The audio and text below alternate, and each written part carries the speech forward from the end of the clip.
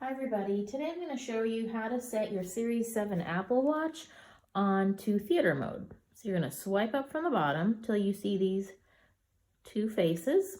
So go ahead and tap on that. You'll see that it does turn an amber color, and when I tapped it, you'll notice the Do Not Disturb automatically turned on as well. What this does is if you are somewhere where you do not want your watch to illuminate when you're getting notifications, calls, anything like that, the screen will not light up. So you can see I'm raising my wrist and it is not turning on. So if you want to turn off the feature, I'm going to go ahead and wake it up.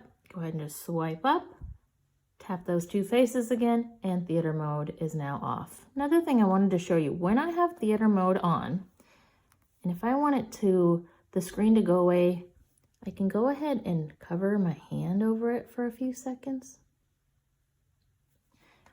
and it turns off that way as well. So anyway, hope that was helpful. Thank you for watching.